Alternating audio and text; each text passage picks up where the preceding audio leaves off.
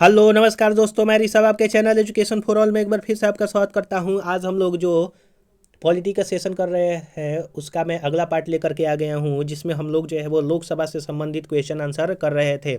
इसका जो है वो मैंने अभी तक लोकसभा से संबंधित 2 वीडियो अपलोड कर दिया है, जिसमें मैंने पहले वीडियो में थ्योरी सेक्शन कवर किया है, दूसरे वीडियो में जो है वो इम्पोर्टेंट क्वेश्चन जो है वो मैंने एमसीक्यू के रूप में किया है, डिटेल में एक्सप्लेनेशन के साथ। अगर आपने उसको नहीं देखा है तो आप जो है प्लेलिस्ट में जा करके देख सकते हैं। मैंने जो है वो पॉलिटी को चैप्टर वाइज थ्योरी के साथ एमसीक्यू को भी जो है वो करवाया है। तो अगर आप किसी भी एग्ज़ाम की तैयारी करना चाहते हैं, जैसे अभी फ़िलहाल में आरआरबी टेक्नीशियन का फॉर्म आया है, एलपी का जो है वो एग्ज़ाम होने वाला है, एसएससी सीपीओ का हुआ, या फिर आप किसी भी स्टेट एग्ज़ाम की तैयारी कर रहे हैं, तो उसके लिए आप जो है ये ले सकते हैं। आपके लिए जो है वो बेनिफिशियल रहेगा।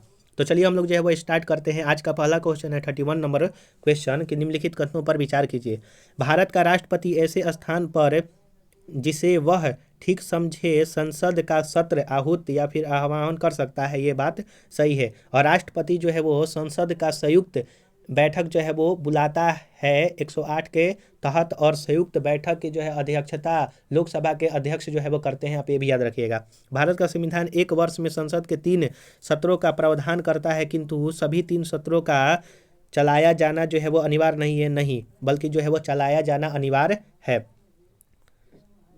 एक वर्ष में दिनों की कोई न्यूनतम संख्या निर्धारित नहीं जब संसद का चलना आवश्यक है, तो ये भी आपका सही है। तो ऑप्शन नंबर आपका सी जो होगा सही हो जाएगा कि 1 और 3 जो है वो सही है, और 2 जो है वो आपका गलत है।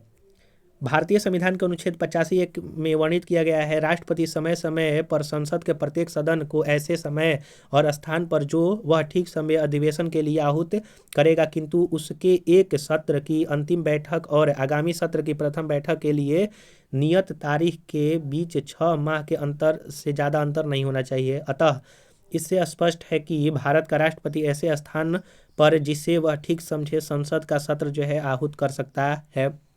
अनुच्छेद 85(1) से यह अर्थ भी लगाया जा सकता है कि 2 अधिवेशन बैठकों के मध्य 6 माह से अधिक अंतर नहीं होना चाहिए। अतः संविधान एक वर्ष में संसद के न्यूनतम 2 सत्रों का प्रावधान करता है, परंतु एक वर्ष में दिनों की कोई न्यूनतम संख्या निर्धारित नहीं है जब संसद का चलना आवश्यक हो।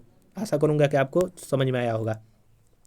लोकसभा की बैठक समाप्त की जा सकती है, तो लोकसभा की बैठक जो है वो स्थगन द्वारा समाप्त किया जाता है, सत्रावसान द्वारा समाप्त किया जाता है, वहीं विघटन द्वारा समाप्त किया जाता है। उपयुक्त में से सभी द्वारा जो है वो लोकसभा के बैठक को समाप्त किया जा सकता है।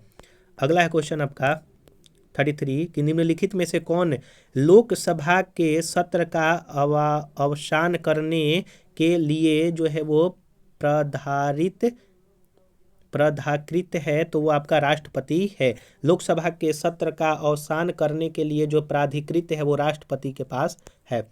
क्वेश्चन नंबर 34 है कि लोकसभा का कार्यकाल जो है वो आपातकाल की घोषणा के दौरान एक बार में 1 वर्ष तक के लिए बढ़ाया जा सकता है। यानी कि अगर आपातकाल लगा हुआ है तो उस समय लोकसभा का जो कार्यकाल है वो 1 वर्षों के लिए बढ़ाया जा सकता है। आर्टिकल 83(2) के परंतुक के अनुसार लोकसभा का कार्यकाल आपातकाल की घोषणा के प्रवर्तन में रहने के दौरान संसदीय विधि द्वारा 1 वर्ष के लिए एक बार जो है वो बढ़ाया जा सकता है। क्वेश्चन नंबर 35 है कि लोकसभा के कम से कम कितने सत्र बुलाए जाते हैं, तो वर्ष में 2 बार जो है वो जरूरी है, आर्टिकल 85(1) के तहत, और जो 2 सत्रों के बीच में 6 माह से ज़्यादा अधिक का अंतर नहीं होना चाहिए। 36 नंबर क्वेश्चन है कि लोकसभा का कोरम कुल सदस्यों संख्या का कितना होना चाहिए, तो कुल सदस्य संख्या का कोरम जो है वो 1/10 होना चाहिए। आर्टिकल 103 के अनुसार यह जो है गण पूर्ति का बात किया जाता है कि अगर जैसे 550 जो है वो फिलहाल अभी लोकसभा में सदस्य हैं, तो इसका 1/10 अगर सदस्य मौजूद रहेंगे लोकसभा में तभी जो है वो सत्र को चलाया जा सकता है, अन्यथा नहीं चलेगा।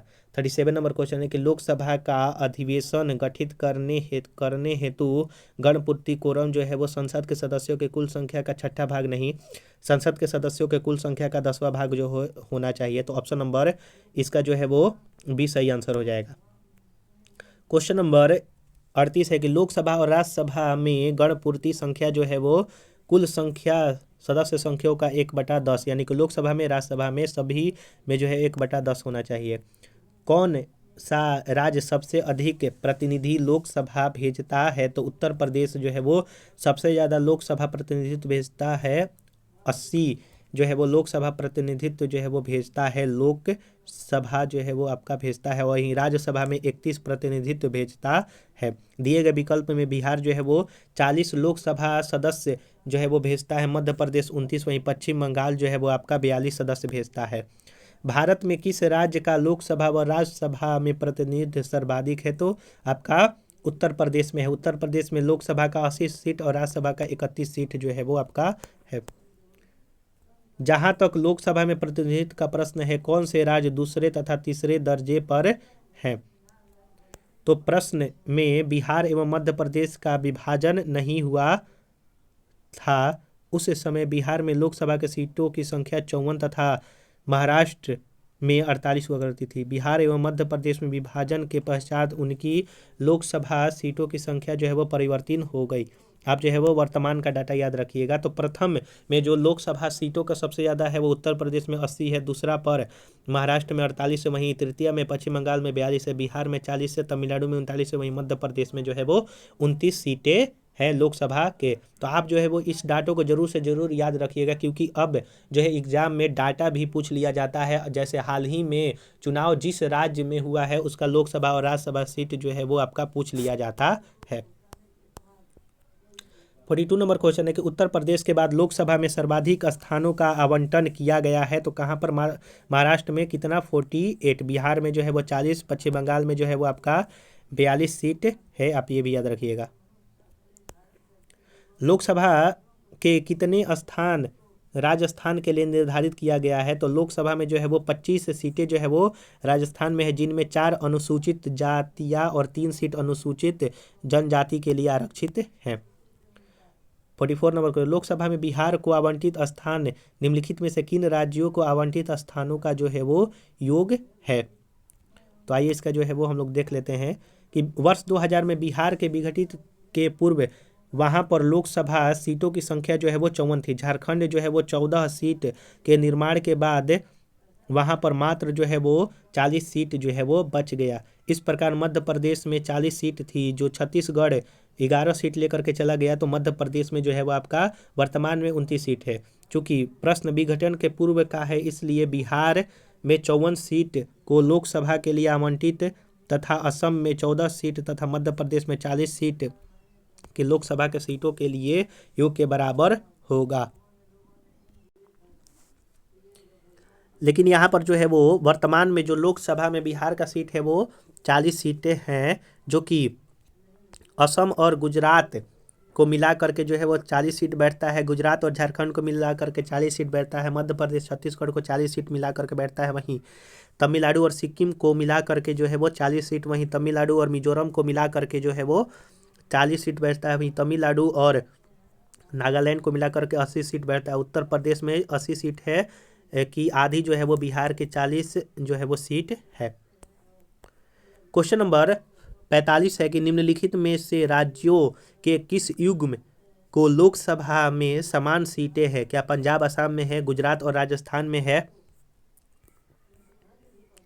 या फिर मध्य प्रदेश तमिलनाडु में है, आंध्र प्रदेश और पश्चिम बंगाल में है? तो ये भी जो है वो प्रश्न आपका सही नहीं है विकल्प के अनुसार। तो देख लेते हैं। पंजाब में 13 सीट है लोकसभा का, असम में 14 है, गुजरात में 26 है, राजस्थान में 25 है, मध्य प्रदेश में 29 है, तमिलनाडु में 39 है, आंध्र प्रदेश में 25 है, वहीं पश्चिम बंगाल में 42 है, छत्तीसगढ़ में जो है वो आपका 41 सीट जो है वहीं आपका महाराष्ट्र में जो 48 सीट है।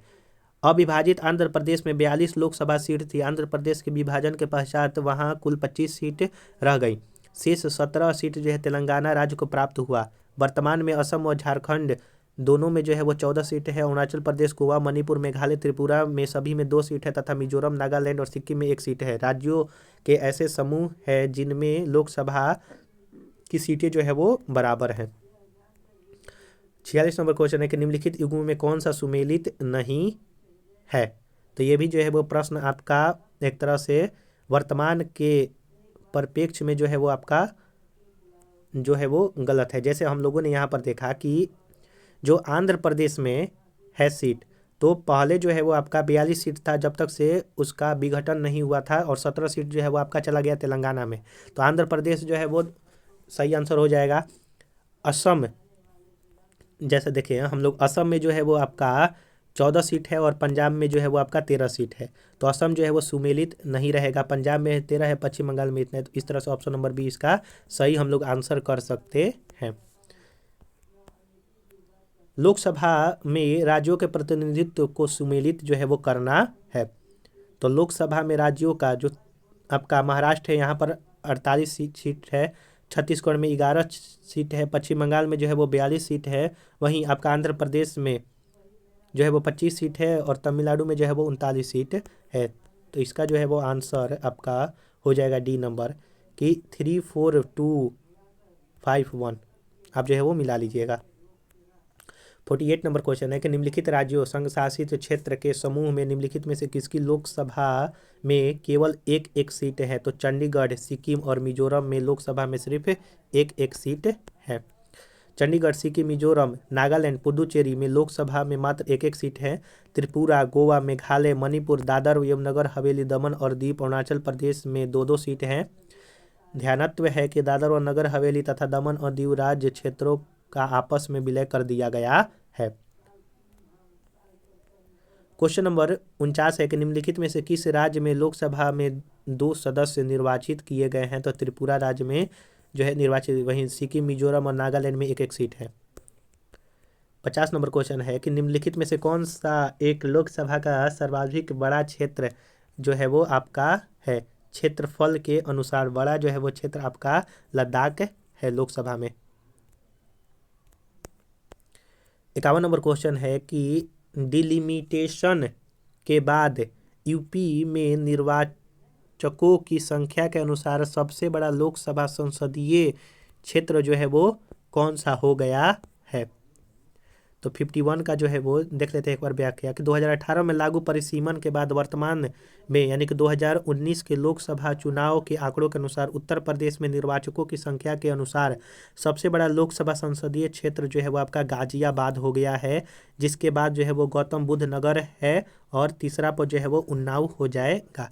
तो सबसे बड़ा क्षेत्र 2019 के बाद लोकसभा चुनाव में उत्तर प्रदेश की ओर से गाजियाबाद है, दूसरा पर गौतम बुद्ध नगर और तीसरा पर उन्नाव हो जाएगा।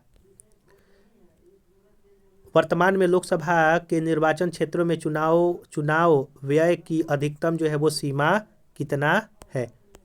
तो प्रश्न के में लोकसभा के निर्वाचन के क्षेत्र में प्रत्याशी हेतु चुनाव व्यय का अधिकतम सीमा जो है वो 40 लाख रुपया थी।